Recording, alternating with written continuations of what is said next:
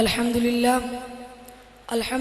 रब्बिल आलमीन वस्सलातु वस्सलामु अला सय्यिदिल अंबिया वल मुरसलीन अम्मा बाद फ़अऊज़ु बिल्लाहि मिनश शैतानिर रजीम बिस्मिल्लाहिर रहमानिर रहीम इन्ना हाज़ल क़ुरआन यहदी लिल्लती हिया अक़वम सदक़ल्लाहुल अज़ीम व सदक़ रसूलुहुन नबियुल करीमुल अमीन इन्नल्लाह व मलाइकतहु युसल्लूना अलन नबी या अय्युहल्लज़ीना आमनू सल्लु अलैहि व सल्लिमू तस्लीमा अस्सलातु वस्सलामु अलैका या रसूलल्लाह व अला आलिका व अस्हाबिका या हबीबल्लाह अस्सलातु वस्सलामु अलैका या रसूलल्लाह व अला आलिका व अस्हाबिका या रहमतल लिल आलमीन।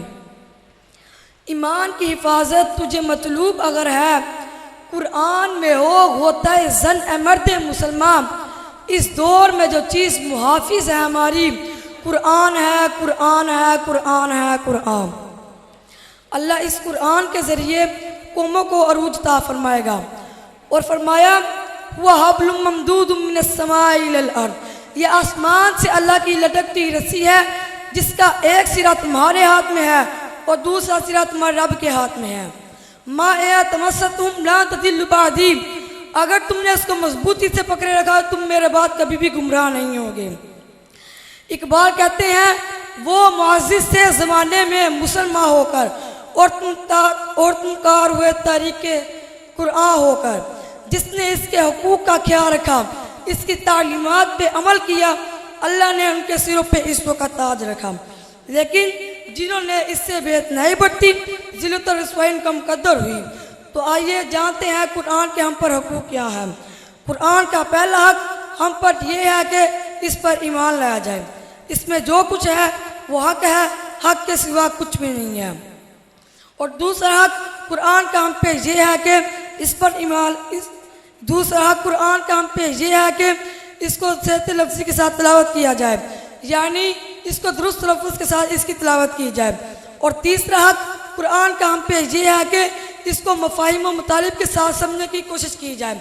अब मैं और आप अपने गिरेबान में जान करके देखें कि हमने इसके हकूक़ का ख्याल रखा है।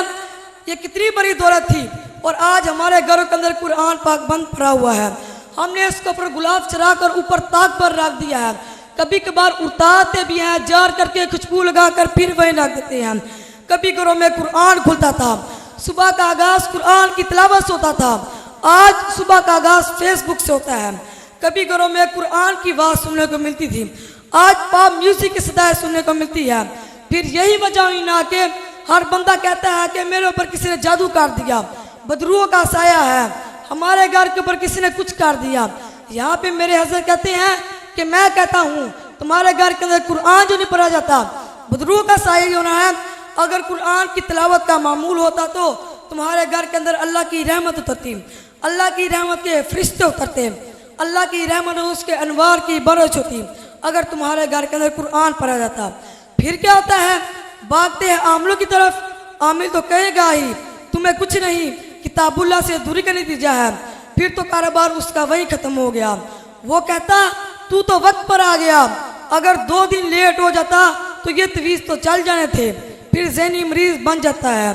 जो कुरान की चोकर पे सलामी नहीं देता उसे फिर इस आमिल की चोकर पे सलामी भी देना पड़ती है और अपना माल भी गंवाना पड़ता है। आए रोज़ अखबार में बहुत से ऐसे जाहिल आमलों की खबरें भी छपती हैं और आप सोशल मीडिया पर भी देखते हैं कि कैसे कैसे बदनसीब लोग भी हैं और कैसी कैसी कार्रवाइयाँ भी करते हैं। कुरान से दूरी का नतीजा ये हुआ इसकी चोकर पर रसवा होना पड़ा।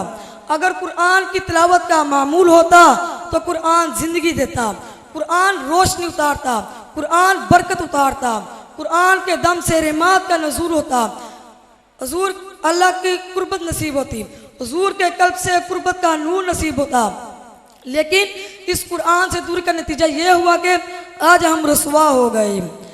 तो जिसने कुरान से मुंह फेरा, कुरान से इराज किया, वो रसवा हो जाएगा। क़यामत के दिन आप सल्लल्लाहु अलैहि वसल्लम अल्लाह रब्बुल इज़्ज़त से शिकायत करेंगे कुरान उठाएं, सूरतुल फुरकान में है वक़ाल रसूलु या रब्बी इन्नकुम इत्तख़ज़ू हाज़ल कुरान महजूरा, ऐ मेरे मालिक मेरी कौम ने कुरान छोड़ दिया है, ये नुस्ख़ा जामे था, ये किताब शिफा थी, ये सिफ़ा नूर था, ये नुस्खा रहमत का, इसके होते हुए तुम्हें दुनिया की हर शय नसीब हो जाती, लेकिन इसको छोड़कर दादर की रसवाई तुम्हारे मुकद्दर हुई। आज हमारे ऊपर जालिम हुक्मरान मुसल्लित है, तो हम देखें हम कहाँ करे हैं। कहीं हम अल्लाह के दीन से एराज तो नहीं कर चुके, कहीं हम अल्लाह के दीन से रूह तो नहीं फेर चुके। जिसने कुरान से एराज किया उसकी मैशत तंग कर दी जाएगी, उसकी ज़िंदगी तलखियों से भर दी जाएगी। सब कुछ होने के बावजूद सुख नहीं होगा। दौलत तो होगी, लेकिन दौलत से हासिल होने वाला नफ़ा और सुकून उस तक नहीं पहुँचेगा। वो हर वक्त तलखी की ज़िंदगी गुजारेगा। जिसने कुरान से एराज किया, ये कुरान तो हमारी सरबुलंदी की ज़मानत था, ये कुरान तो हमारे अरूज की ज़मानत था। अल्लाह से मोहब्बत की दलील कुरान मजीद से मोहब्बत है, और कुरान मजीद से मोहब्बत की दलील आप सल्लल्लाहु अलैहि वसल्लम से मोहब्बत है, और आप सल्लल्लाहु अलैहि वसल्लम से मोहब्बत की दलील आप सल्लल्लाहु अलैहि वसल्लम की सुन्नत से मोहब्बत है, और आप सल्लल्लाहु अलैहि वसल्लम की सुन्नत से मोहब्बत की दलील बिदा से नफरत है। तो अगर हम कुरान से प्यार करें तो हमें अल्लाह की मोहब्बत नसीब हो। तो आइए कुरान के साथ जुड़कर हम अपनी ज़िंदगियों में रोशनी पैदा करें। यही जामिया फैज़ुल कुरान का पैगाम है, यही मेरे मोहसिन और मोहतरम उस्ताज़ उस्ताज़ा का पैगाम है। आओ कुरान के साथ जुड़ जाओ, रसूल करीम के साथ जुड़ जाओ। हमें तो दर्स यही दिया गया है कि अगर तुमी ख्वाही मुसलमान अजीज़तन नीस मुमकिन बजुस कुरान अजीज़तन, कि आफाक के हर गोशे में कुरान सुनाकर दम लेना। अब रुकना नहीं, अब थमना नहीं, फिर दोस्त में जाकर दम लेना। वमा अलैना इल्लल बलागुल मुबीन।